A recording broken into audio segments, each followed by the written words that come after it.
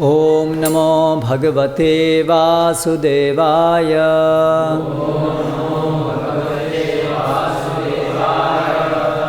ओम नमो भगवते वासुदेवाय।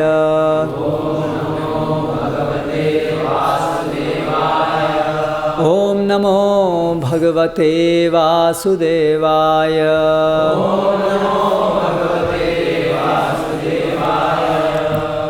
श्रीमद् भागवतम स्कंद 4 अध्याय 24 शिवजी द्वारा की गई स्तुति का गान। श्लोक क्रमांक 17। शब्द पाठ। संगमः खलु विप्रऋषे शिवेन इह शरीरिणां दुर्लभः मुनयः दद्युः असंगात् यम् अभीप्सितम्।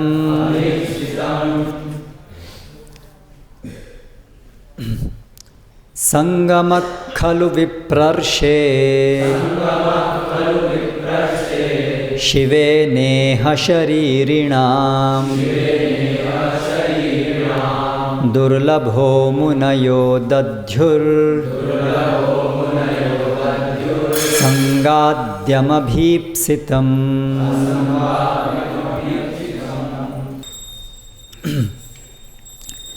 शब्दार्थ। संगमः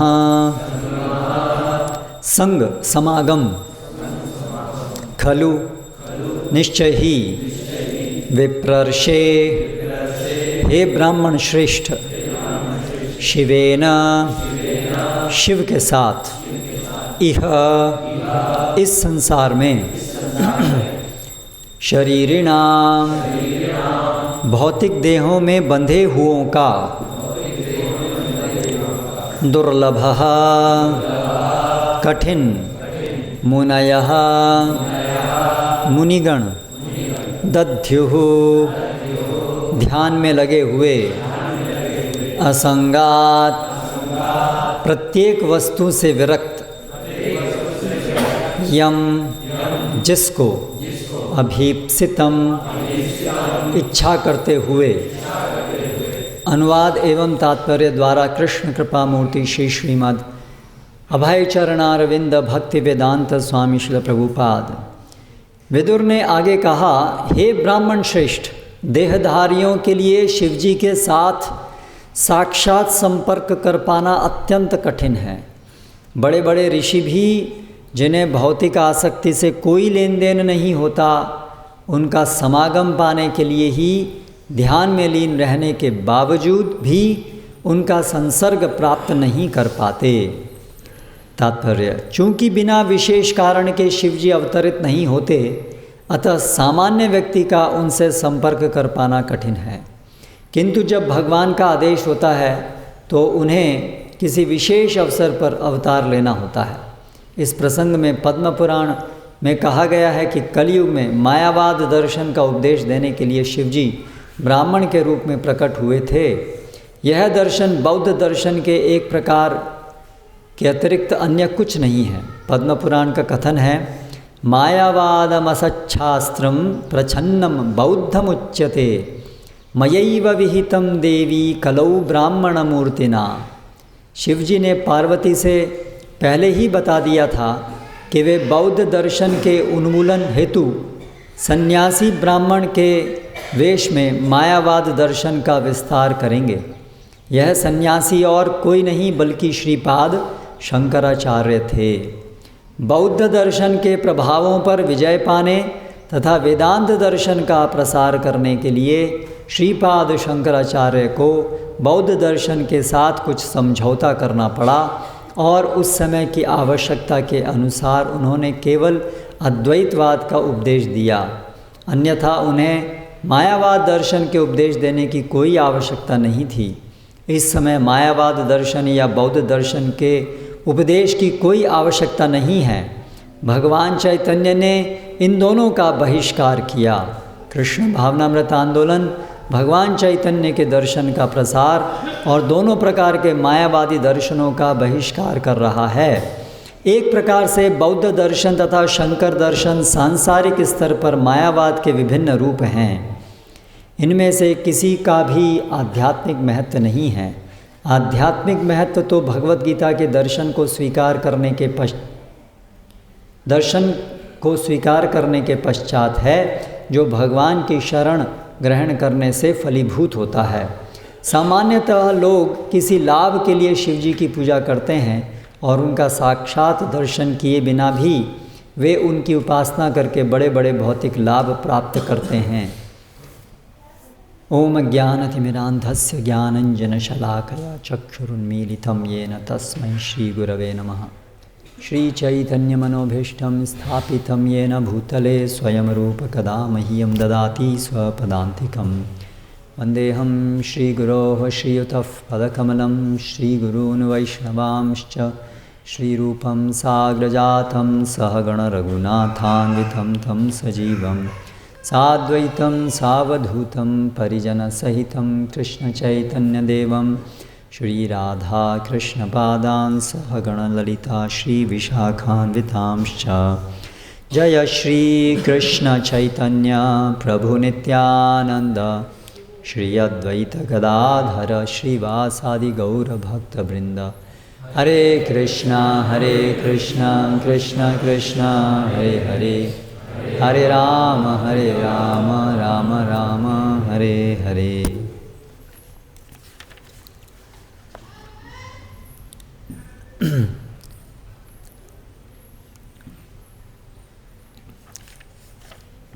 यद्यपि इस श्लोक में सीधे सीधे कुछ मायावाद दर्शन के विषय में नहीं है, लेकिन श्रील प्रभुपाद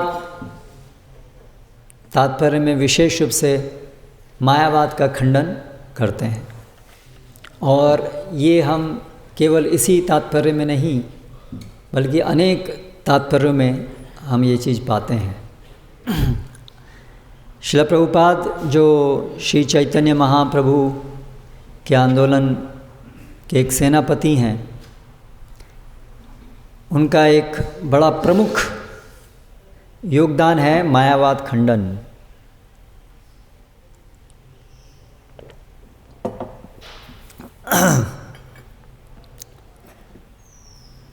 श्री चैतन्य महाप्रभु अपनी लीलाओं में विशेष रूप से मायावाद का खंडन किए, और इसलिए श्रील प्रभुपाद भी उनके प्रतिनिधि होने के कारण ऐसा करते हैं। आज सुबह में जो हम ये श्रील प्रभुपाद के उसमें से जो उद्धरण में से जो हम पढ़ते हैं, उसमें भी आज था यही कि क्या था एग्जैक्टली, मायावाद से बचाना सबसे बड़ा उपकार है। लोगों को मायावाद से बचाना सबसे बड़ा उपकार है। तो ये जो वैष्णव संप्रदाय हैं, सभी वैष्णव संप्रदाय, अधिकृत वैष्णव संप्रदाय, मध्व संप्रदाय, श्री संप्रदाय, निम्बार्क संप्रदाय, ब्रह्म गौड़ीय संप्रदाय, सभी संप्रदाय मायावाद का खंडन करते हैं। तो कभी कभी ऐसा कहा जाता है कि वैष्णव मायावादी भी अपने को वैष्णव बोलते हैं, हम भी विष्णु की उपासना करते हैं, हम पंच उपासना करते हैं, 5 में एक विष्णु भी हैं, इसलिए विष्णु की उपासना करते हैं, तो हम भी वैष्णव हैं। तो जो शब्द है वैष्णव, भक्ति, भगवान, ब्रह्म, ये सब शब्द जो हैं, इनका वास्तविक आशय जो कृष्ण के अनुसार है, जो भगवान के अनुसार है, और जीव एक बद्ध अवस्था में या इवन यहाँ तक कि मुक्त अवस्था, लेकिन पूरी तरह मुक्ति नहीं, उसमें सही प्रकार से समझे ऐसा जरूरी नहीं है, और बल्कि जो भी शुद्ध भक्तों के द्वारा जिनका मार्गदर्शन नहीं होता, तो बिल्कुल संभावना है कि ये सभी शब्दों को गलत समझेंगे, क्योंकि अगर वो इन सब चीज़ों को सही समझते तो वो सही स्थिति में स्थित होते।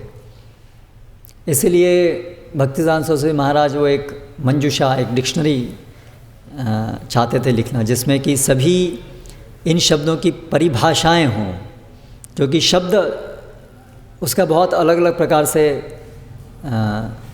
अर्थ निकाला जाता है।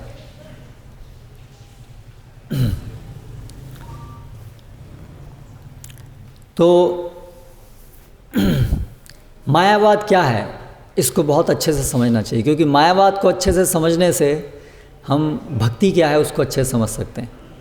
जैसे भक्तिसिद्धांत सरस्वती महाराज बोलते थे कि हिरण्यकशिपु ने ज़्यादा बड़ा प्रचार किया प्रहलाद से, क्योंकि हिरण्यकशिपु नहीं होता तो प्रहलाद की भक्ति की महानता पता नहीं चलती। तो उसी प्रकार से शंकराचार्य वो आचार्य हैं, वो शिव जी के अवतार हैं, तो उनका मुख्य प्रयोजन मायावाद को प्रचार करने के पीछे वैष्णव सिद्धांत का प्रतिपादन करना ही था। जैसे हिरण्यकशिपु वैसे तो असुर था, लेकिन अंततः उसने बड़ा प्रचार किया। तो कई बार चीज़ें, कोई भी चीज़ को स्पष्ट करने के लिए जो उसका एंटीथेसिस, क्या बोलते हैं उसको, विपक्ष जो है, दूसरा पक्ष, वो रखना भी जरूरी होता है, जिससे कि वास्तविक क्या है वो स्पष्ट समझ में आता है। और शंकराचार्य जी के रूप में शिव जी वो क्रमिक रूप से अलग अलग, उससे पहले जो बौद्ध विचार था, बुद्ध भी विष्णु हैं, लेकिन वो भी एक ऐसे मत का प्रचार किए जो वास्तव में शास्त्रों का या उनका खुद का आशय नहीं है।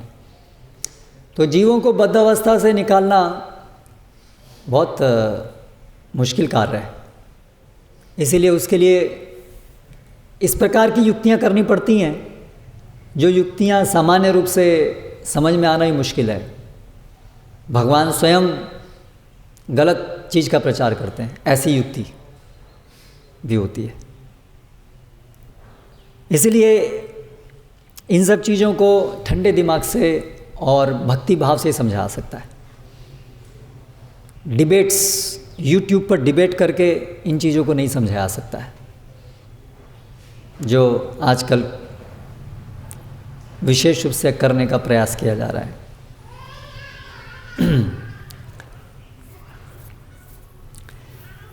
तो वेदांत सूत्र व्यासदेव जी ने सभी उपनिषदों का सार प्रस्तुत करने के लिए लिखे।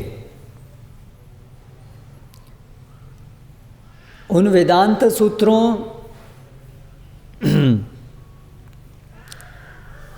का एक गलत अर्थ निकाल करके शंकराचार्य जी ने एक ऐसा वाद प्रस्तुत किया जो बुद्ध का जो शून्यवाद था उससे मिलता जुलता था। इसलिए चैतन्य चैतामृत में कहा गया है, जीवेर निस्तार लागी सूत्र कैल व्यास, मायावादी भाष्य सुनिल होय सर्वनाश।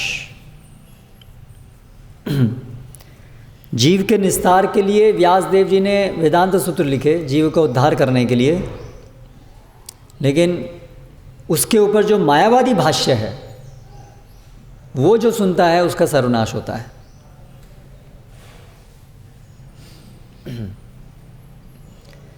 तो जो भाष्य शंकराचार्य जी ने वेदांत सूत्र के ऊपर लिखा उसको शरीर का भाष्य कहते हैं। भाष्य मतलब कमेंट्री।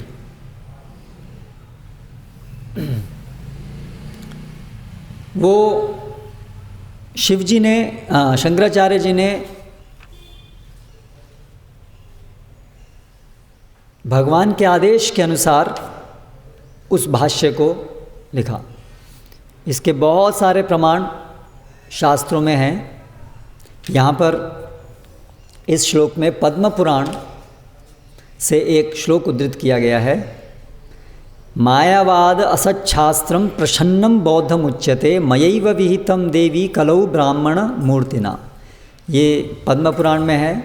भगवान शिव पार्वती जी को बोल, जैसे अभी हमने कहा भगवान शिव, तो यहाँ पर भी शब्द भगवान आया, तो वो कॉन्टेक्स्ट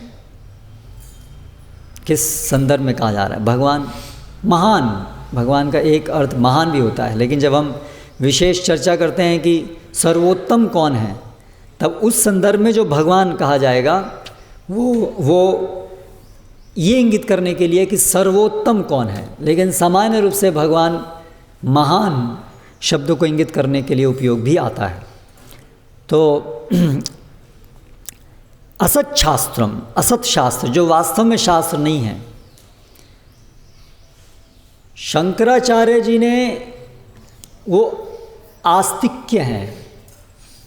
तो दो प्रकार के वाद दर्शनों की दृष्टि से दो प्रकार के ओपिनियंस हैं। एक है वाद मतलब ओपिनियंस, एक है आस्तिक वाद और एक नास्तिकवाद। अस्ति न अस्ति, नास्ति और एक अस्ति। तो जो शास्त्र वैदिक शास्त्र हैं उनको जो परम प्रमाण मानते हुए जो वाद, जो ओपिनियंस हैं, उसको आस्तिक्यवाद कहा जाता है। थीज्म अंग्रेजी में, और नॉन थीज्म। और जो वाद शास्त्रों पे आधारित नहीं है, तर्क पे आधारित हैं, केवल और केवल तर्क पे आधारित हैं, वो नास्तिकवाद कहलाते हैं। तो जो बुद्ध, उन्होंने जब ये देखा कि शास्त्रों का दुरुपयोग करके कलयुग के प्रभाव से लोग पशु हिंसा कर रहे हैं, जब तक ये हिंसा की वृत्ति रुकेगी नहीं तब तक जीवों का निस्तार कैसे होगा। इसीलिए उन्होंने बुद्ध के रूप में आकर के बौद्ध दर्शन दिया, जो एक नास्तिक दर्शन था। शास्त्र न माने ले बौद्ध है वे नास्तिक। उन्होंने शास्त्रों को नहीं माना, इसलिए बौद्ध तो नास्तिक हैं, वो नास्तिक कहलाते हैं। लेकिन शंकराचार्य जी ने शास्त्रों की प्रामाणिकता को स्वीकार किया, लेकिन जो उन्होंने बात कही, सूत्रों की जो भाषा लिखी, भाष्य लिखा, वो सही नहीं था, वो वास्तविक नहीं था, वो ट्विस्टेड था। इसलिए वो बहुत ज़्यादा भ्रामक है। तो क्यों इतना अधिक चैतन्य महाप्रभु, श्रील प्रभुपाद मायावाद का खंडन क्यों इतना करते हैं? क्योंकि जैसे हमने कहा सर्वनाश, वो सर्वनाश करता है भक्ति का। भक्ति अर्थात जहाँ पर जीव एक व्यक्ति है, भगवान एक व्यक्ति हैं। भगवान मतलब परम व्यक्ति और जीव जो पूरी तरह से उनके अधीन है, और ये जो व्यक्ति अधीन है ये परम भगवान की सेवा करता है, उसको भक्ति कहते हैं। और ये जीव का स्वाभाविक गुण है, स्वाभाविक धर्म है। जीवेर स्वरूप है कृष्णेर नित्य दास। ये जो स्वाभाविक जीव का सेवा करने का जो गुण है,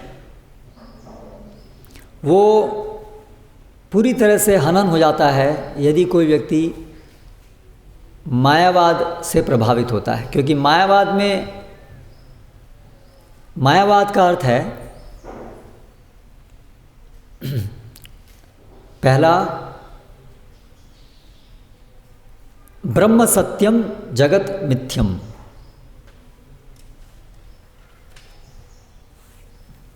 ये जगत जो है वो मिथ्या है। मिथ्या मतलब ये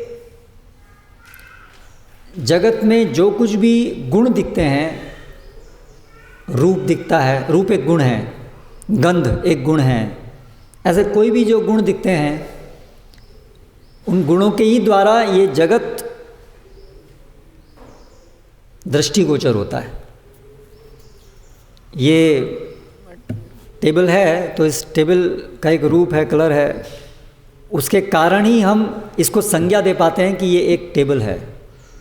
अगर ये कुछ और रूप में होता तो उसको हम टेबल नहीं कहते। तो ये जो इसका एक रूप है, ये सब चीज़ें उसकी आइडेंटिटी को फिक्स करता है, उससे हम इसको समझते हैं कि ये क्या है। तो अगर गुण ही नहीं है तो फिर वो चीज़ भी स्थापित नहीं हो सकती कि वो है। तो जब हम कहते हैं जगत मिथ्या, अर्थात क्योंकि मायावाद दर्शन के अनुसार ब्रह्म निराकार निर्विशेष है और ब्रह्म ही एकमात्र चीज़ है, द्वितीयम नास्ति, एक ही, एको ब्रह्म द्वितीयम नास्ति, सब कुछ केवल ब्रह्म ही है और दूसरा कुछ है ही नहीं। और ब्रह्म जो है उसके अंदर कोई गुण नहीं है, इसीलिए जो भी कुछ गुण वाला दिखता है वो भ्रम है, वो है ही नहीं।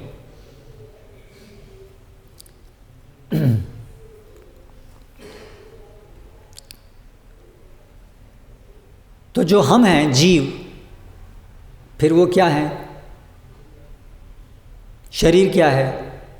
तो ये जो जड़ पदार्थ है शरीर,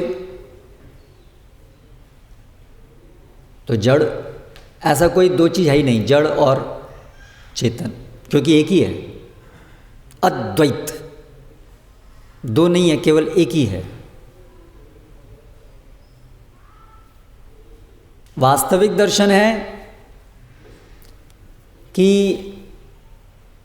भगवान सब कुछ एक भी है और अनेक भी है।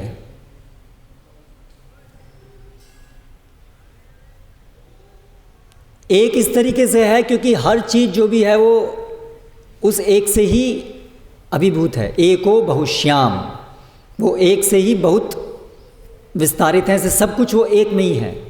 मया ततमिदं सर्वं जगत अव्यक्त मूर्तिना मत स्थानी सर्वभूतानि, मेरे में सभी लोग हैं, इसलिए हर चीज़ एक दृष्टि से भगवान से अभिन्न है, क्योंकि हर चीज़ उन्हीं के अंदर समाहित है, उन्हीं की शक्ति है।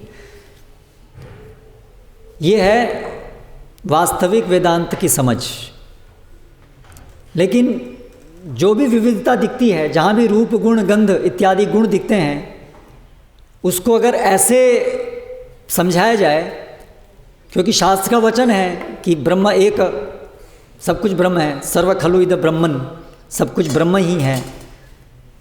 अगर उसको इस प्रकार से समझाया जाए कि तो फिर ये विविधता क्या है, ये तो नश्वर दिखती है, तो जगत में जो भी है नश्वर है, तो फिर इसको समझाने के लिए अगर ऐसा बताया जाए कि ये वास्तव में है ही नहीं, ये तो केवल भ्रम हो रहा है, वास्तव में है ही नहीं,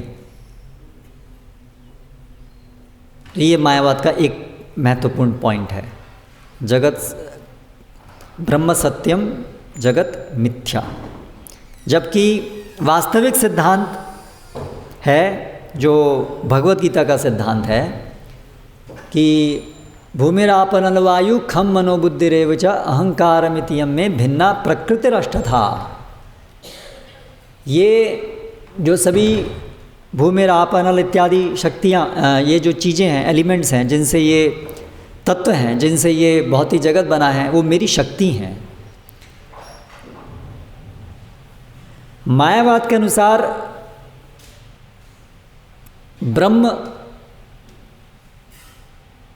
बस है, ब्रह्म की कोई शक्ति नहीं है, क्योंकि जहाँ शक्ति हुई वहाँ पर शक्तिमान और शक्ति ऐसे दो तत्व हो गए। और शक्ति मतलब शक्ति उस शक्तिमान की इच्छाओं की पूर्ति का कार्य करती है। तो मायावाद के अनुसार ब्रह्म है निष्क्रिय, उनकी कोई इच्छा नहीं है, उनके कोई कार्य नहीं है, बस एक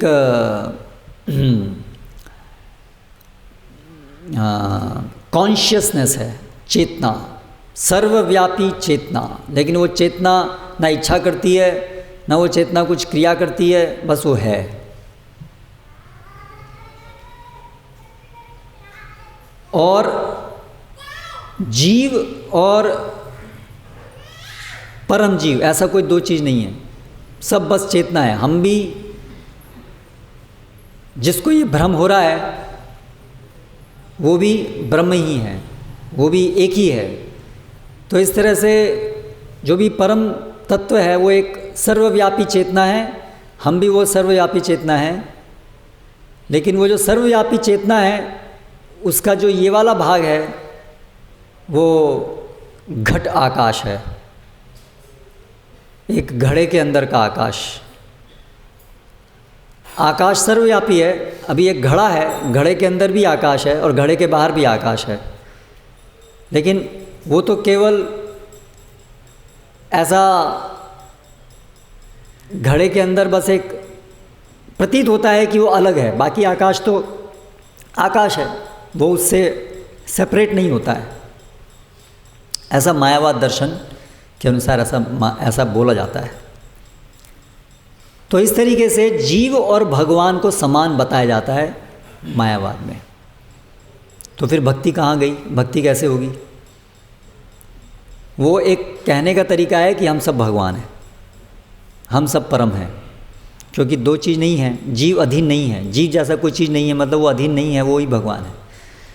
तो एक क्षुद्र जीव जो माया के द्वारा ग्रसित है उसको परम सत्ता के साथ एकागार कर देना, ये मायावाद का एक बहुत महत्वपूर्ण निष्कर्ष है, जिसके कारण भक्ति नाश हो जाती है। अगर हम सोचते हैं अपने को कि वास्तव में तो हम वही परम हैं, तो मायावादी क्या सोचते हैं कि जो भी ये भक्ति क्रिया होती है, अभी हम कुछ सेवा करते हैं, अर्च विग्रह हैं, हम कुछ सेवा कर रहे हैं, ये सेवा टेम्परेरी है, ये क्षणिक है, ये सेवा नित्य नहीं है। ये सेवा केवल जीव को अज्ञान से बाहर निकालने के लिए है। जब जीव जो वास्तव में परम है, जब वो अज्ञान से निकल जाएगा तो वो ये समझ जाएगा कि वही परम है, तो फिर वो किसकी सेवा करेगा? वो तो खुद ही परम है, वो सेवा किसी करेगा? अभी तो अज्ञानता में है, इस अज्ञानता से निकलने के लिए उसे सेवा करनी पड़ रही है, और वो अंत में सेवा भी भ्रम है, क्योंकि सेवा नित्य नहीं है। हम भ्रम में हैं, उस भ्रम से निकालने के लिए एक भ्रम का सहारा लेते हैं, और अंततः फिर हम जिसका सहारा लिया क्योंकि वो भी भ्रम था, इसलिए उसको भी छोड़ देते हैं। तो इसलिए उनके द्वारा ये जो भक्ति की क्रियाएं हैं, जिसमें क्रियाएं होती हैं, क्रियाएं वास्तव में भ्रम है। अंत में अंततः वास्तविकता है मायावाद के अनुसार कि कोई क्रियाएं नहीं हैं। क्रियाएं मतलब क्रिया करने वाला एक व्यक्ति होना चाहिए, कि विशेषता है क्रिया में, इंद्रियां चाहिए, लेकिन वहाँ कोई इंद्रियां जैसी कोई चीज़ नहीं है, कोई विशेषता नहीं है, कोई गुण नहीं है, कोई रूप नहीं है, तो क्रियाएं कैसे होंगी? तो मायावाद के अनुसार ये सब भ्रम है। अगर कहीं क्रिया हो रही है तो भ्रम है, अगर कहीं रूप है तो भ्रम है, अगर कहीं शब्द है तो भ्रम है। ब्रह्म नहीं, भ्रम, इल्यूजन। तो इस तरीके से जो अभी अर्च विग्रह हैं, या जब राम और कृष्ण रूप में अवतार जो होते हैं, वो सत्वगुण का भ्रम है। वही ब्रह्म एक सत्वगुण का, ये तीनों गुण हैं, ये भी अंततः भ्रम है, लेकिन भ्रम की डिटेल्स हैं ये। अभी जब भ्रम है तो उसमें डिटेल्स का मतलब क्या रह गया? हाँ, तो लेकिन वो कहते हैं ये सत्वगुण के विकार, ये भ्रम जो इल्यूजन है उसका एक स्पेशल है। हम जो है तमोगुण के भ्रम हैं, और भगवान जब होते हैं वो एक सत्वगुण के भ्रम अंत में है, वो भी भ्रम।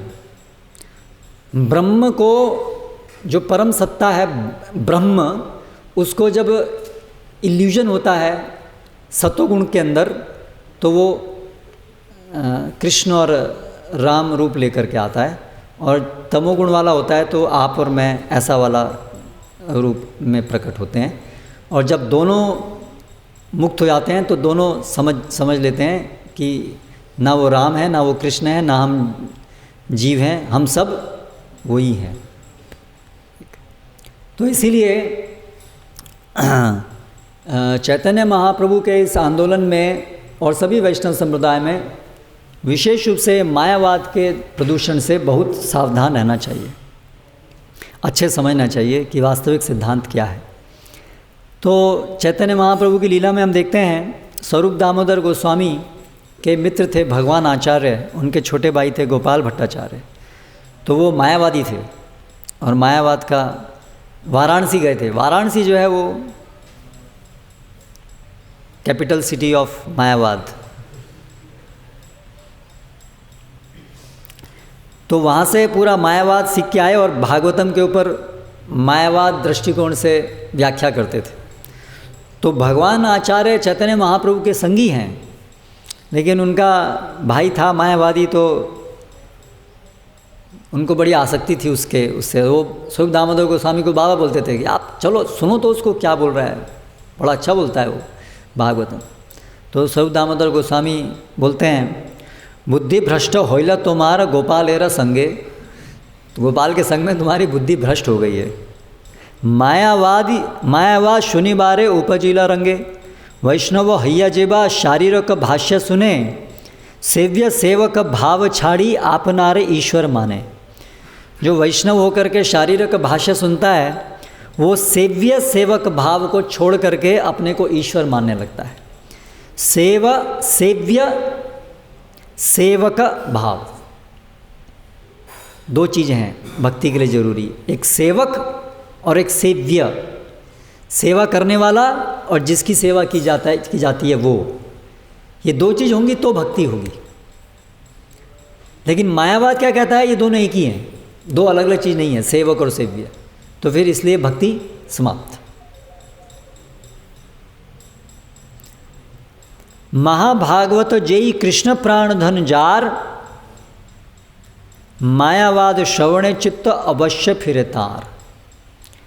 और ये जो मायावाद है ये इतना बद्ध जीव को आकर्षित करने वाला होता है कि कोई बड़े बड़े महाभागवत भी जिनके कृष्ण प्राणधन हैं वो भी अगर मायावादी भाष्य सुनते हैं तो उनका भी सिर चकरा जाता है, उनकी भी भावना कलुषित होने का चांस रहता है। इसलिए मायावादी भाष्य सुने ले होय सर्वनाश, इसलिए इतना ज़्यादा इसके लिए प्रिकॉशन दी गई है।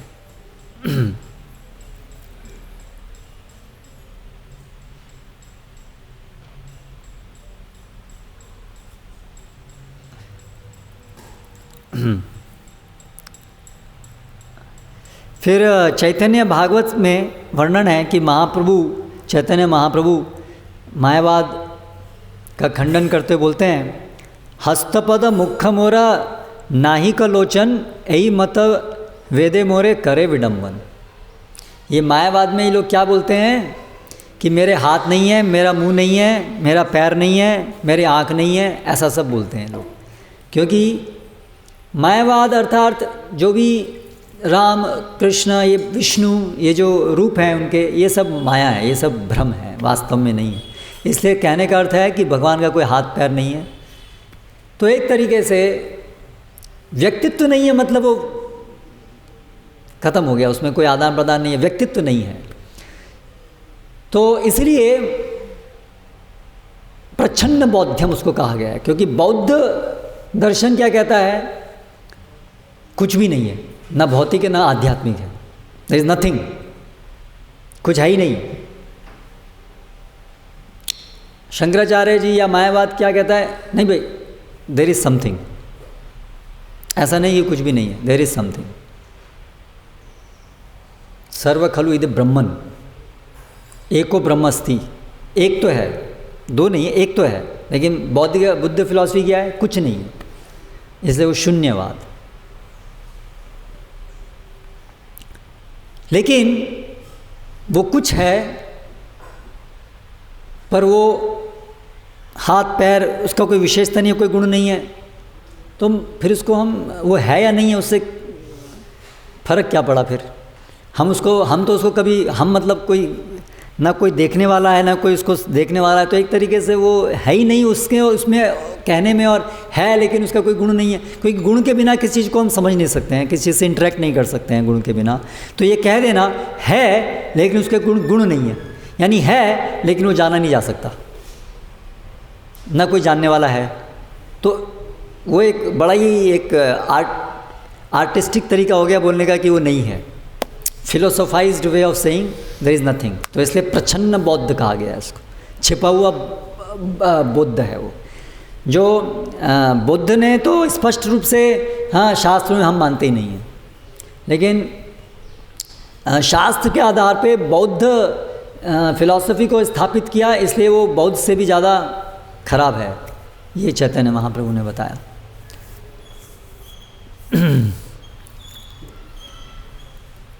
भगवान एक व्यक्ति हैं, तो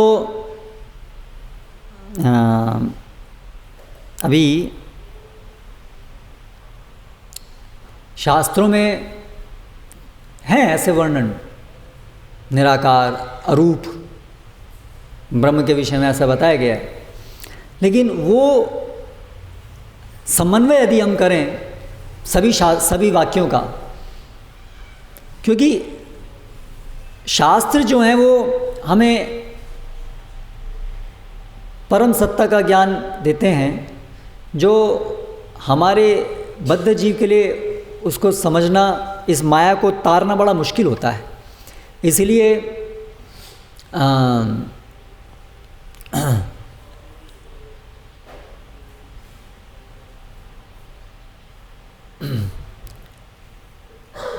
समन्वय करने की आवश्यकता पड़ती है, नहीं तो कोई भी वाक्यों को देख करके ऐसा प्रतीत हो सकता है कि ये आपस में कॉन्ट्रडिक्टरी हैं।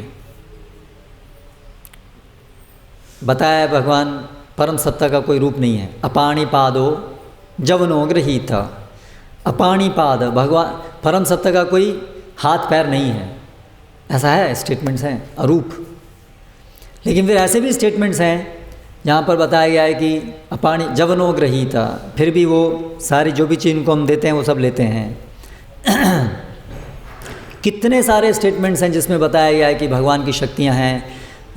सऐक्षता, उन्होंने दृष्टिपात किया और वहाँ से सृष्टि उत्पन्न हुई, यानी कि सृष्टि से पहले भी वो थे, यानी वो सृष्टि से अलग हैं, यानी कि भगवान और भगवान ऐक्षता, भगवान की इच्छा हुई, इसका मतलब भगवान के अंदर इच्छा शक्ति है, भगवान का एक प्रयोजन था जिससे उन्होंने ये संसार लिया। ये सब व्यक्तित्व को दिखाता है, उनके गुणों को दिखाता है।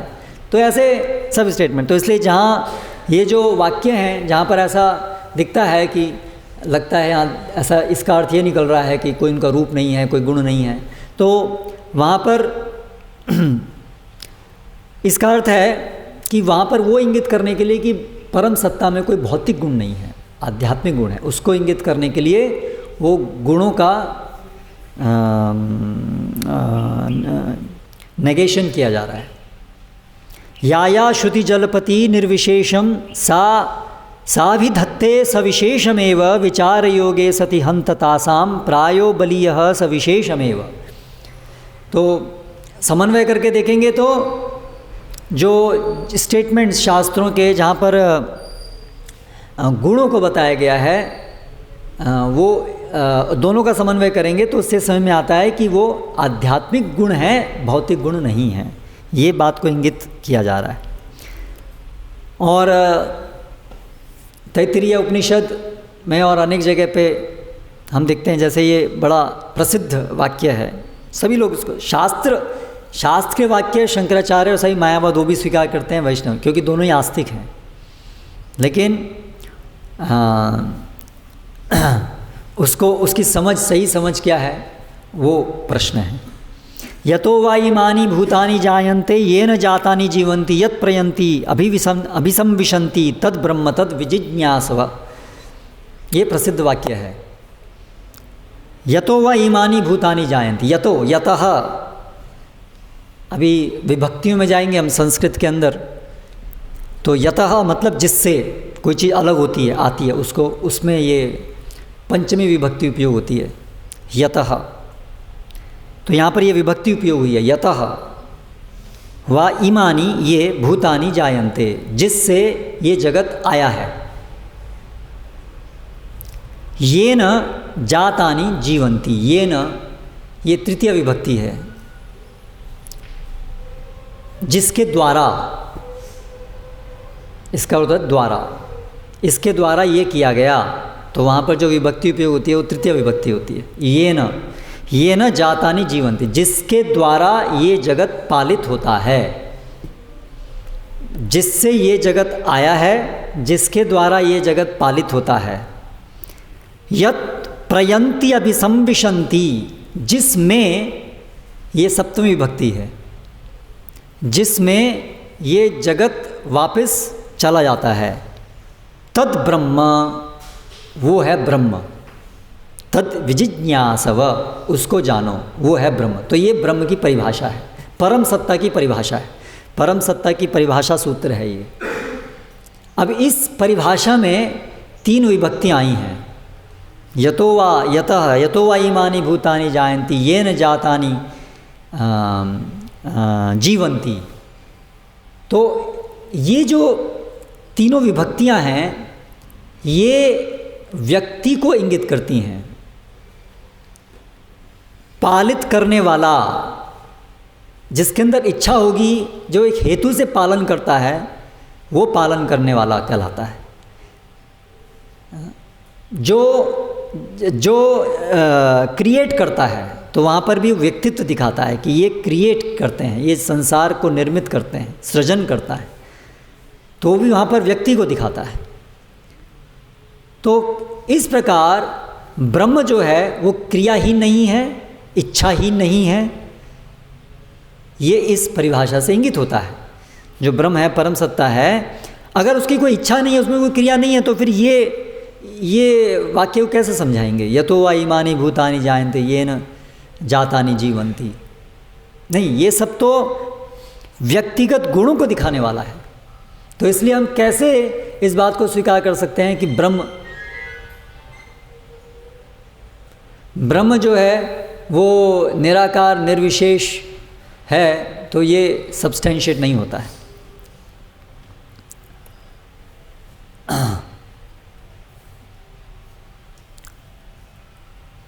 तो ये सब टेक्निकल है, लेकिन टेक्निकल डिटेल्स में जाए बिना सार रूप में सभी भक्तों को बहुत गहराई से इस बात को समझना चाहिए, क्योंकि ये मायावाद प्रदूषण हमारे अंदर भी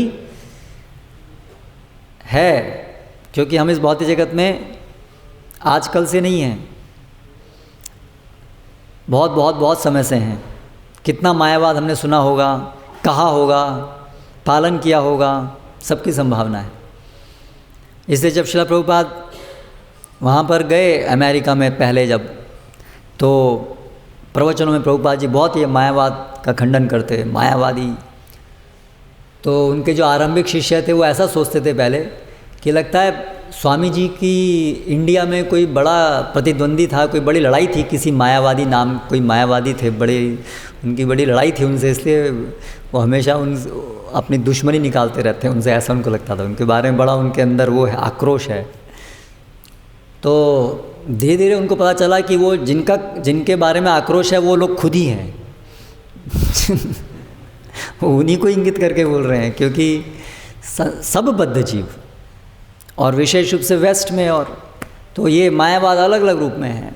आधुनिक नियो मायावाद है, किसी न किसी तरह से भगवान जो एक व्यक्ति हैं उनको नकारना, अलग अलग प्रकार से। हम भी वही हैं, सब कुछ एक ही है, सब सर्वव्यापी है, ये सब अलग अलग तरीके हैं। परम सत्ता को वो व्यक्ति नहीं है और हम उनके दास नहीं हैं, ये कहने के लिए। सिंपल तो ये है बस। इसलिए केवल भगवान से ईर्ष्या, अरे तुम कौन से बड़े हो, हम तुम्हारी सेवा क्यों करें, उसको कहने के अलग अलग तरीके हैं ये, है ना। सीधे सीधे ना कह करके हम तुमको नहीं मानते, ऐसा नहीं कह करके हम तुम एक ही हैं। अभी कितना सॉफ्ट तरीका हो गया है कहने का। कोई कहे हम तुम्हारी सेवा नहीं करेंगे, थोड़ा कटु लगता है, अरे तुम भगवान की सेवा नहीं करना चाहते, उसकी जगह हम तुम एक ही हैं। कितना अच्छा लगता है बोलने में, सुनने में। किसी को लगेगा नहीं कि आप जो हैं भगवान के विरोधी हैं, ईर्ष्यालु हैं। बड़ा मधुर वाक्य है और बड़ा ही फिलॉसफिकल लगता है, कितने ज्ञानी है ये, हम तुम एक ही हैं।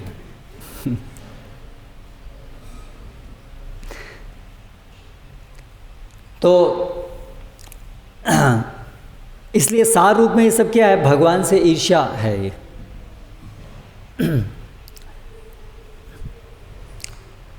तो इसीलिए प्रभुपाद जी इतना इसका खंडन करते हैं और इसलिए हमें ये बार बार इसको समझना चाहिए कि हम भगवान के दास हैं, भगवान के साथ हमारा व्यक्तिगत संबंध है और यही जीव की स्वाभाविक स्थिति है। और उस वास्तविक संबंध को स्थापित किए बिना कोई वास्तविक आध्यात्म नहीं। प्रभुपाद जी इसलिए कह रहे हैं रियल स्पिरिचुअल लाइफ कहाँ से शुरू होती है, जब कोई भगवत गीता को स्वीकार करता है। सर्वधर्मान परित्यज्य माम एकम शरणम व्रज। अर्जुन तुम मेरी शरण में आओ। अगर अर्जुन और कृष्ण एक ही है तो कौन किसकी शरण में जाएगा, है ना। तो ये भगवत गीता का चरम उपदेश है। अर्जुन तुम, भगवान कह रहे हैं कृष्ण, अर्जुन तुम मेरी शरण में आओ। तो यहाँ से भक्ति शुरू होती है। इसलिए भगवत गीता को समझना और समझाना, यहाँ से भक्ति का आरंभ होता है। और श्रीमद् भागवतम फिर और गहराई में, डिटेल में भक्ति की विशेषताओं को बताने वाला है।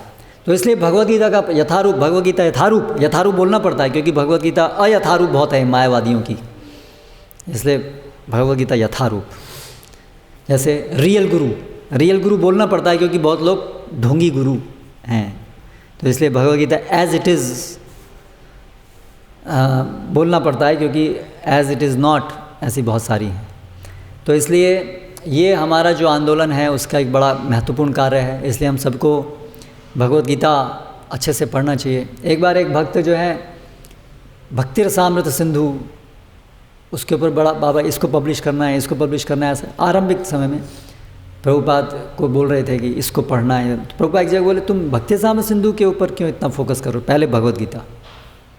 भक्ति रसामृत सिंधु बहुत आगे की बात है। वहाँ तो भक्ति करनी कैसे है उसकी बहुत गहराइयाँ, लॉ बुक है भक्ति की। लेकिन पहले भक्ति करनी क्यों है, उसका जो बेसिक है कि हम दास हैं, ये पहले समझने के लिए भगवत गीता जरूरी है। तो इसलिए अच्छे से हमें भगवत गीता को स्टडी करना चाहिए बार बार। और जो हमने उस दिन चर्चा की, एटीट्यूड पहले सही होना चाहिए। अगर हम ये अपनी तुच्छता को स्वीकार नहीं करेंगे कि एक परम व्यक्ति हैं जो सब कुछ चला रहे हैं, मैं उनके अधीन हूँ, जब तक ये एटीट्यूड नहीं होगा तब तक भगवत गीता पढ़ने पर भी हम कुछ नहीं समझेंगे। इसलिए एटीट्यूड तो पहले सही हो।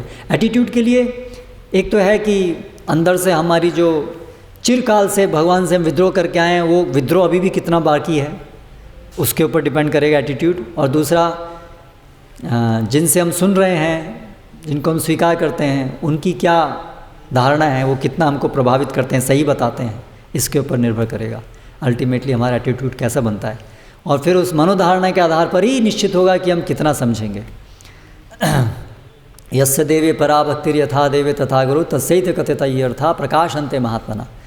नहीं तो भगवत गीता पढ़ करके भी, भागवतम पढ़ करके भी और ज़्यादा हम करेंगे। जैसे मायावादी वेदांत सूत्र पढ़ करके पूरा उल्टा गलत मतलब निकालते हैं।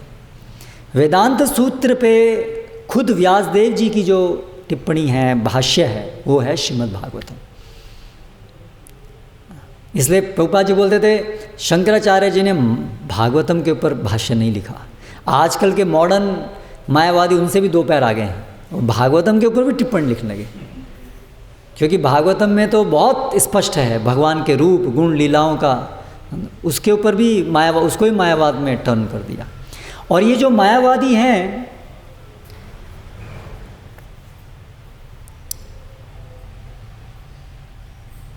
ओरिजिनल जो मायावादी हैं, कम से कम वो लोग, वो बहुत सात्विक, बहुत संयमी, बहुत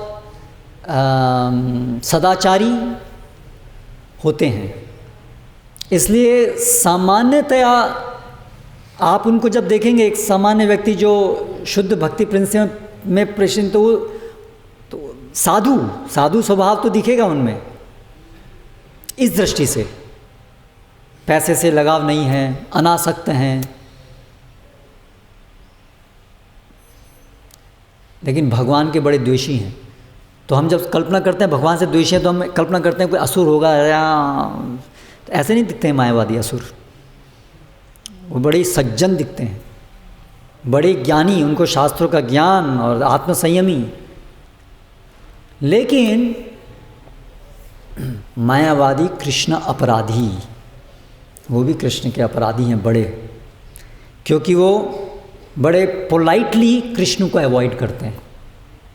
इसलिए वो जैसे होता है ना, कोई टेररिस्ट हैं तो गन लेके आते हैं तो दिखता है भाई ये गन है, मारने के लिए हिंसक हैं। लेकिन एक और होते हैं जो बड़े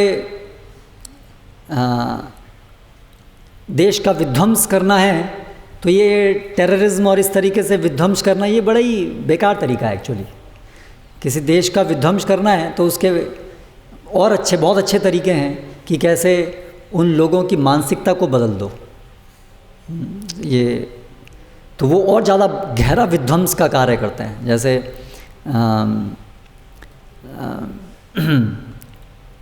मुस्लिम लोग आए भारत में विध्वंस करने के लिए, तो वो आउटराइट कन्वर्जन, मारना ऐसा किए। लेकिन जो ब्रिटिशर्स आए उन्होंने इस प्रकार से नहीं किया, लेकिन उनका विध्वंस उनसे भी ज़्यादा गहरा था, क्योंकि उन्होंने आइडियोलॉजिकल सबवर्जन किया। हाँ, आप भारतीय हैं, लेकिन भारतीयों के अंदर डाला कि एक्चुअली आपकी कल्चर बेकार है, तो वो और ज़्यादा विध्वंसकारी था कार्य। तो उसी प्रकार से जो मायावाद है वो कृष्ण का अपराध करते हैं बहुत सोफिस्टिकेटेड तरीके से। कृष्ण का गुणगान करते हुए, परोक्ष रूप से गुणगान करते हुए कृष्ण का अपराध करते हैं। तो इसलिए उसको आइडेंटिफाई करना मुश्किल हो जाता है, समझना कि ये सही है, ये साधु है या नहीं है। तो इसलिए ये ज़्यादा खतरनाक है। और जो शंकराचार्य जी हैं वो तो भगवान के वैष्णवानाम यथा शंभो, वो उनके वो तो भगवान के महान भक्त हैं। इसलिए जब ये मायावाद का खंडन हो रहा है तो व्यक्तिगत रूप से शंकराचार्य जी का खंडन नहीं, शंकराचार्य तो भगवान के आदेश पर ये कार्य किए हैं। और प्रभुपाद जी ये बात को बाबा बोलते थे कि इसलिए उन्होंने बताया है, भज गोविंदम भज गोविंदम भज गोविंदम मूढ़मते संप्राप्ये सन्निहिते काले नहीं नहीं रक्षति डुक्रिन करणे, कि तुम गोविंद को भजो, गोविंद को भजो संप्राप्य सन्निहिते अभी ये मृत्यु के समय में नहीं नहीं रक्षति, ये रक्षण नहीं करेगा, डुक्रिन करणे। ये जो व्याकरण के आधार पर शास्त्रों के शब्दों को तोड़ना मरोड़ना का जो तुम्हारा प्रयास है, ये तुम्हें अंत में बचाएगा नहीं। तो मायावादी यही करते हैं। अभी भी जो YouTube पर शब्द को पकड़ करके उसको तर्क से ये ऐसे क्यों, ऐसे क्यों, ऐसे क्यों, जो सीधी सीधी चीज़ समझने की है उसको समझे बिना, तो ये बचने का प्रयास है, कृष्ण से अवॉइड करने का प्रयास है, विद्वत्ता के द्वारा, पांडित्य के द्वारा कृष्ण को शरणागत ना होने का प्रयास है ये सब। तो शंकराचार्य जी आचार्य हैं, वो वंदनीय हैं, लेकिन उन्होंने एक विशेष प्रयोजन से जो सिखाया वो गलत सिखाया, विशेष प्रयोजन से। उनका वास्तविक प्रयोजन है इस गलत को सिखा करके सही और गलत में भेद प्रस्तुत करना, जिससे सही को स्पष्ट रूप से दिखाया जा सके। हरे कृष्ण। कोई प्रश्न?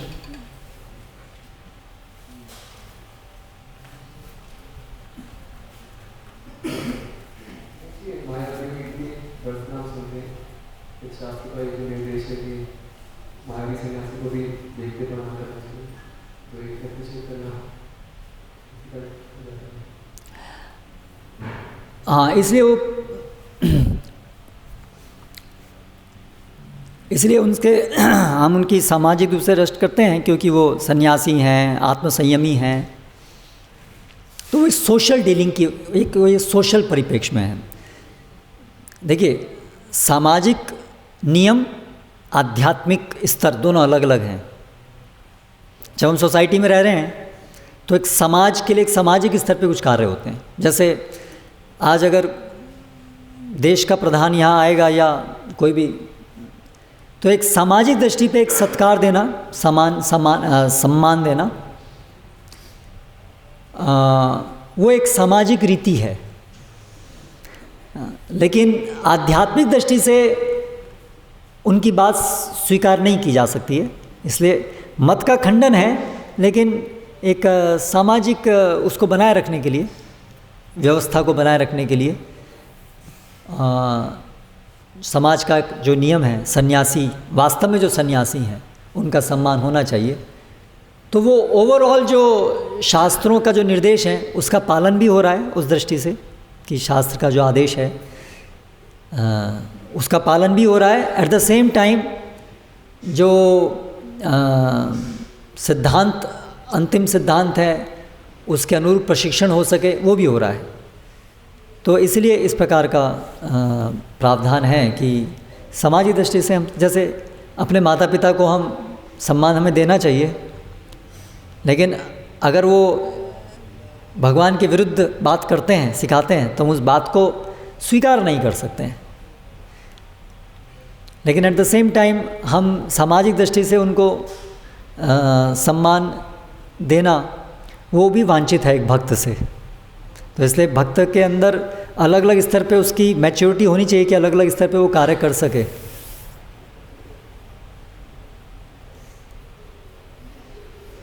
माता जी,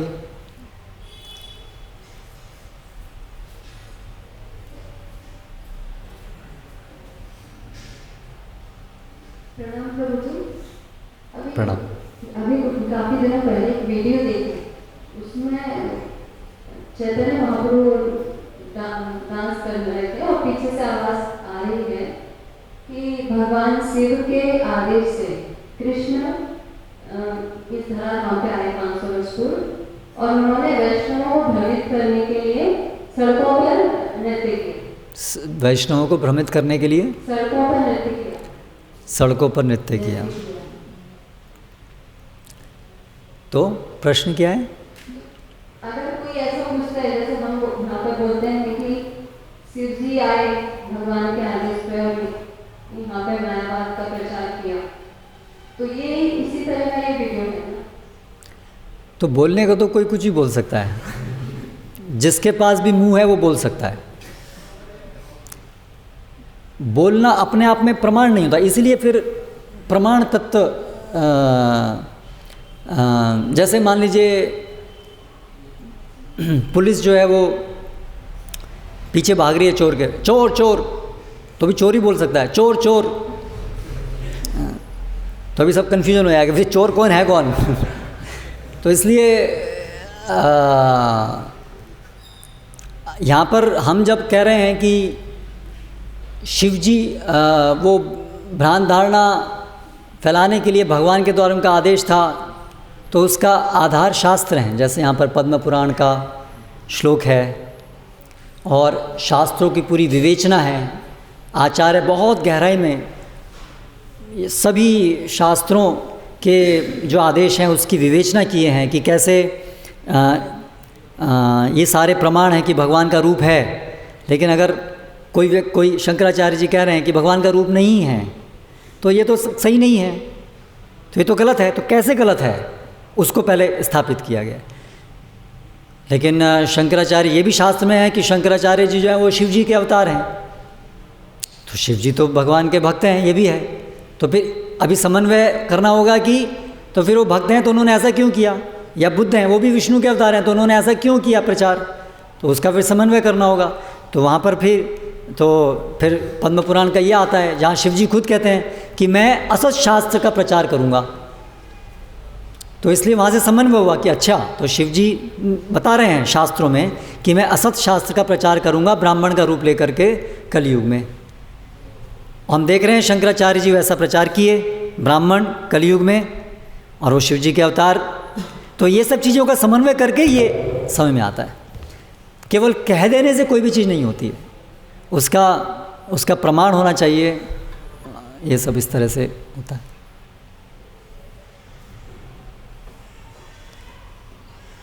कौशल नाथ जी।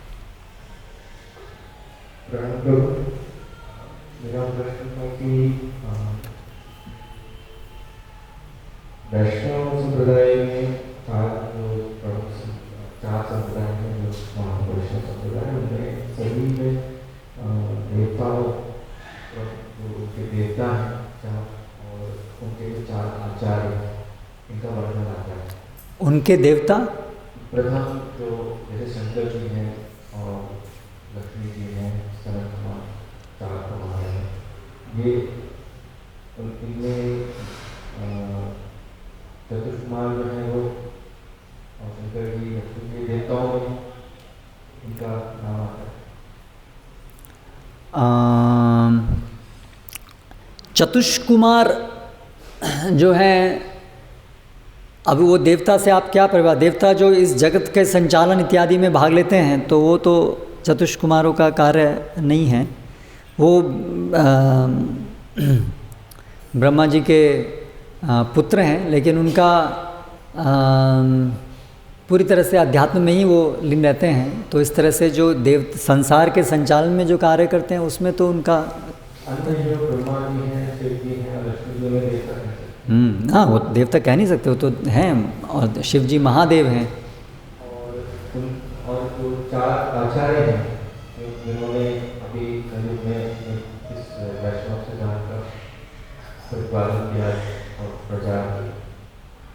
प्रश्न ये था प्रभु जी कि जब हम आचार्य के रूप में गुरु जी अपने गुरु का वंदन करते हैं और उनकी शिक्षाओं का पालन करते हैं, तो हम पाते हैं कि जैसे हम ये श्लोक आता है कि साक्षात धर्म समस्त शास्त्र, सभी शास्त्रों में साक्षात भगवान का दर्जा दिया जाता है गुरु को।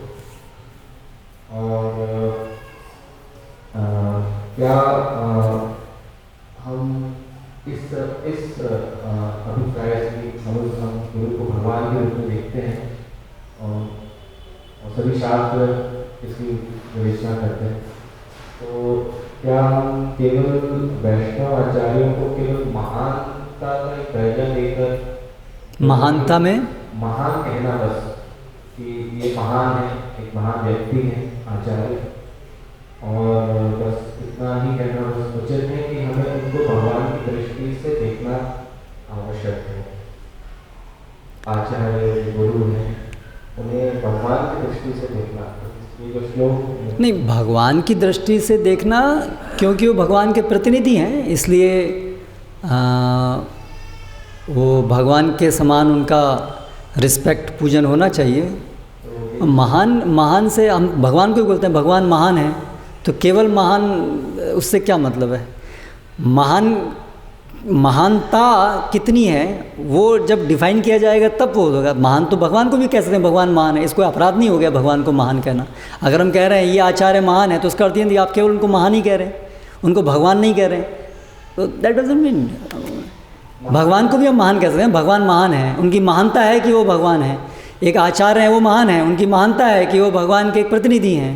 तो ये शब्द जो है साक्षात, ये शब्द क्यों आया साक्षात? वो इसलिए है, उसको बताया ना, साक्षात धरित्वेन समस्त शास्त्र किंतु प्रभोर यह। साक्षात भगवान हैं, क्योंकि हम जब उनको एक भगवान के समान ना कि भगवान वो हैं, हम उनको भगवान के समान सम्मान देते हैं, वो भगवान को प्रिय होता है और उससे हमारी प्रगति होती है, इसलिए हम उनको भगवान के समान सम्मान देते हैं। लेकिन वो तो स्पष्ट है ना कि वो भगवान नहीं हैं, वो भगवान के प्रतिनिधि हैं, क्योंकि भगवान को प्रिय है, इसलिए उनका हमारा जो कर्तव्य है उनको भगवान के समान सम्मान देना है। मतलब आपका पॉइंट क्या है exactly? What is the objection? We are just going here and there, what exactly is the point? Why we are using exact word here? Sakshat is actually meaning of Sakshat is exact. क्योंकि हमारे परिप्रेक्ष्य में हमें जो उनसे deal करना है वो ऐसे ही डील करना है जैसे वो भगवान है। साक्षात मीन्स हमारा जो परसेप्शन है वो इस प्रकार का होना चाहिए कि he is God, so we should serve him like God. लेकिन उसको उसकी एक आगे विशेषता भी दी है, वाई एक उसकी विशेषण भी साथ में लगाया है। He is not God in every sense, we should deal him as God. हमें उनके साथ में भगवान के ही जैसे वो हैं ऐसा डील करना चाहिए, पर उनकी वो स्थिति नहीं है कि वो भगवान हैं, क्योंकि वो भगवान का प्रतिनिधित्व करते हैं। जैसे एम्बेसडर, प्रभुपाद उदाहरण देते हैं, एम्बेसडर है, अभी ambassador is not the prime minister, but उस कंट्री के जो लोग हैं, जो गवर्नमेंट है, they should treat the ambassador as good as the prime minister. तो इसलिए साक्षात मतलब उस बात को इंगित करने के लिए कि आपको जो डील करना है, आपको जो जिस तरह से देखना है वो उनको भगवान के ही तरह से करना है। लेकिन ये भी साथ साथ समझना है कि वो भगवान नहीं है। ये संभव है दृष्टि में भेद रखना है? इस तरह से दृष्टि में भेद रखना क्या संभव है सृष्टि में? बिल्कुल, भेद तो रखना ही पड़ेगा आपको हर चीज़ में, तभी तो सही चीज़ पे सही तरह समझ पाएंगे। ये क्या भगवान की शक्तियाँ, भेद, जीव और भगवान में भेद रखना पड़ेगा। फिर भी एक भी हैं, वो जीव और भगवान एक भी हैं इन द सेंस, भगवान की शक्तियाँ हैं लेकिन फिर भी अलग भी हैं। तो गुरु अर्चना है, गुरु सेवा के वक्त ये भेद दृष्टि रखना जरूरी नहीं रखेंगे तो आप अपराध करेंगे। आप बोलेंगे कि यही भगवान है, गुरु ही भगवान है, भगवान वो गुरु सृष्टि करता है, गुरु तो वो भगवान को अप्रिय है, तो इसलिए भेद रखना पड़ेगा। हमें जो भगवान चाहते हैं वो रखना पड़ेगा, जो भगवान को प्रसन्न करने वाला वो हमें रखना पड़ेगा। अगर भगवान कहते हैं कि ये भेद रखो तो हमें भेद रखना पड़ेगा। अगर हम भेद नहीं रखेंगे और भगवान कहते हैं आप भेद रखो तो हम दोषी होंगे। दूसरा प्रश्न ये था कि जब हम ये कहते हैं कि वैष्णव नाम यथा शंभु, तो क्या ये वैष्णव फिलॉसफी है कि जब हम देखते हैं कि ब्रह्मा जी भी देवता हैं और लक्ष्मी जी भी हैं, तो क्या इनमें भी वैष्णव मतलब शंकर जी उनसे भी प्रथम सर्वोपरि महान? देवता भी वैष्णव होते हैं क्योंकि वो भी भगवान के भक्त होते हैं, शुद्ध भक्त नहीं होते हैं ज़्यादातर। लेकिन जो शिव जी हैं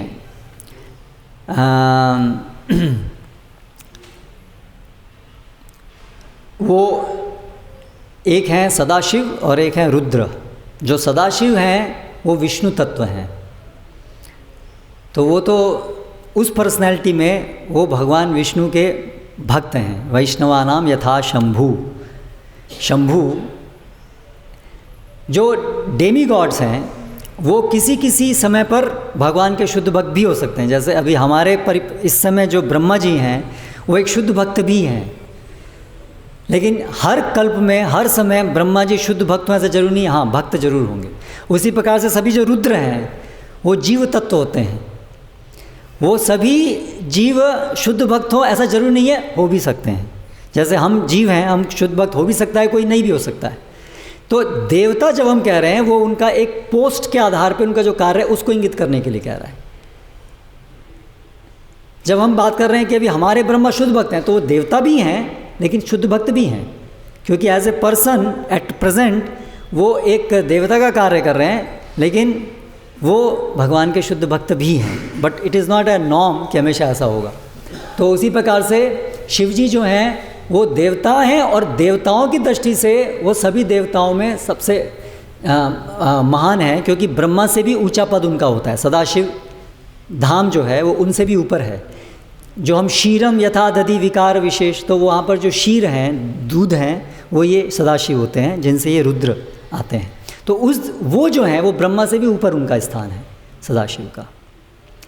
जो रुद्र हैं जीव तत्व, तो वो ब्रह्मा के अधीन हैं, ब्रह्मा से नीचे हैं, लेकिन जो सदाशिव हैं वो ऊपर हैं। तो शिव उनकी स्थिति जो है वो जीव तत्व नहीं है, ब्रह्मा जी जीव तत्व हैं। इस दृष्टि से वो जो शिव हैं वो इस दृष्टि से ब्रह्मा से ऊपर स्थिति में है। और कोई प्रश्न?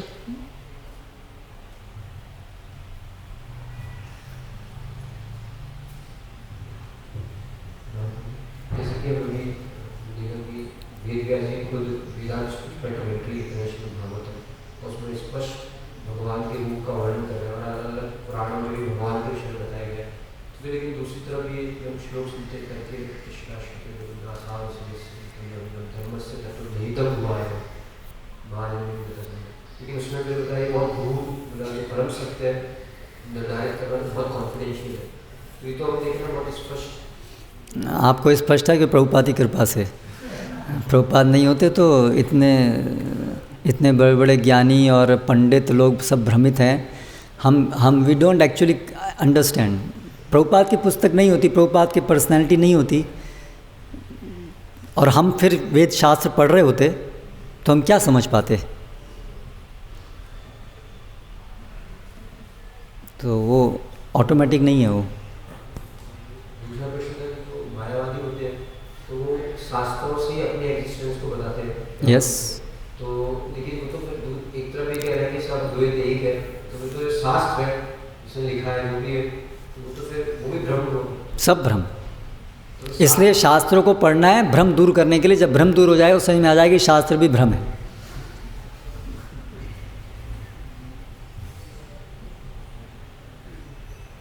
जैसे सबसे पहले बहुत शब्द, उनके अनुसार शब्द भी एक साउंड है ना। शब्द, वो साउंड भ्रम है, क्योंकि कोई विशेषता कोई गुण तो हो ही नहीं सकता है। शब्द भी भ्रम है। शब्द ब्रह्म नहीं, शब्द भ्रम है। शून्यवादी फिलोसॉफी है उसमें तो कोई है नहीं, मतलब कोई अल्टीमेट सुपीरियर है नहीं। तो सुपीरियर नहीं, सुपीरियर जूनियर मीडियम कुछ नहीं है। तो एक प्रकार की साधना तो वो लोग भी करते हैं, तो उसका शून्यता को प्राप्त करने के लिए शून्य है। जो अभी भ्रम में अपने को शून्य नहीं समझ रहा है, वो शून्य हो जाने के लिए बहुत गहरी तपस्या करता है।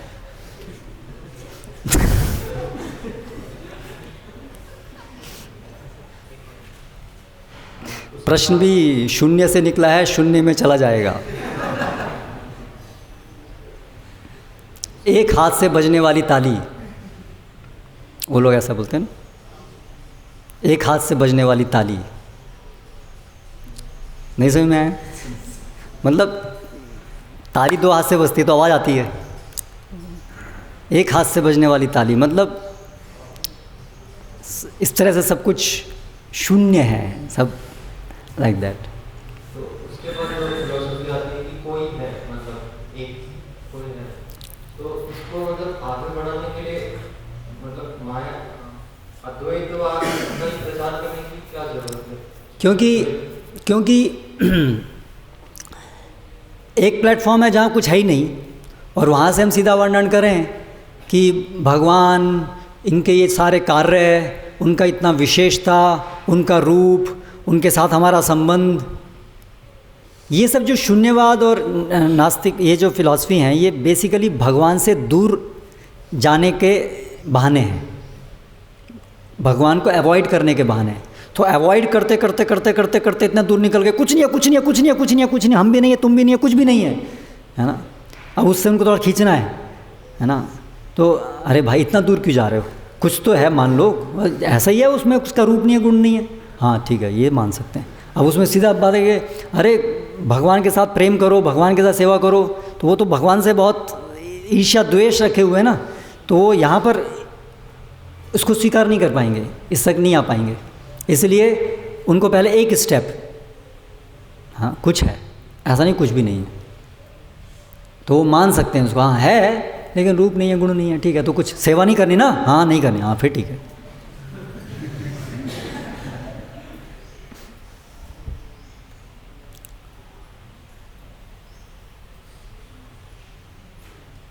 ठीक है, आप पूछो। जैसे आपने टेबल का एग्जांपल दिया कि इसके बाद गुण है तो तभी उसका फॉर्म है। क्या अभी क्या गुण है तो इसी वजह से उसकी आइडेंटिटी है, उसकी फॉर्म एक गुण है, फॉर्म होना एक गुण है, तो वो उसकी एक फॉर्म है, इसलिए हम उसको संज्ञा है उसकी कि ये टेबल है, उसके द्वारा उसकी कि ये टेबल है, ये आइडेंटिटी फिक्स होती है गुणों की वजह से। तो शास्त्र में बताया गया है कि ये मटेरियल वर्ल्ड रिफ्लेक्शन है स्पिरिचुअल वर्ल्ड, तो मतलब रिफ्लेक्शन में मतलब वहाँ भी कुछ है फॉर्म, तो इसके रिगार्डिंग मायावती क्या ट्विस्ट करती थी वहाँ, रिफ्लेक्शन के रिगार्डिंग क्या twist वो तो इसको रिफ्लेक्शन नहीं, वो तो ये है ही नहीं, इट डजेंट एग्जिस्ट।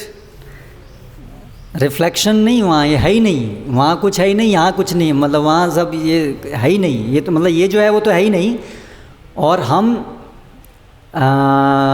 केवल हमारा भ्रम है कि ये है ही नहीं। इसलिए उनकी जो इसके उसको बोलते हैं विवर्तवाद, जो उनका एक्सप्लेनेशन है इस जगत का, वो विवर्तवाद, कि जैसे रस्सी को आप सांप समझ लो, सांप तो है ही नहीं वहाँ पर, तो है ही नहीं वो, तो ये रस्सी है, सांप नहीं है, लाइक दैट।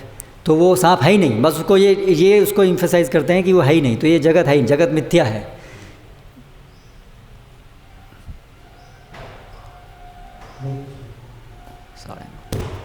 आपने सदाशिव के बारे में बताया, तो वो सदाशिव एक अलग तत्व है, विष्णु तत्व से अलग तत्व है, ये प्रश्न।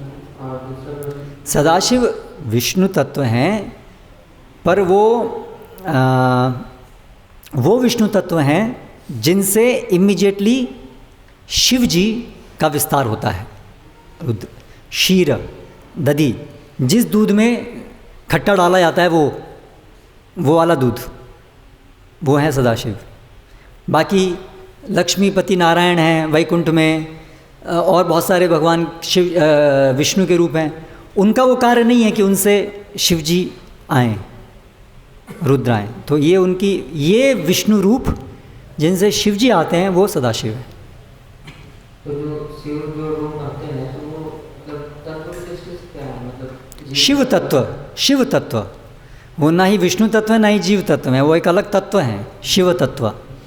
श्रीमद् भागवतम की जय, श्रील प्रभुपाद की जय।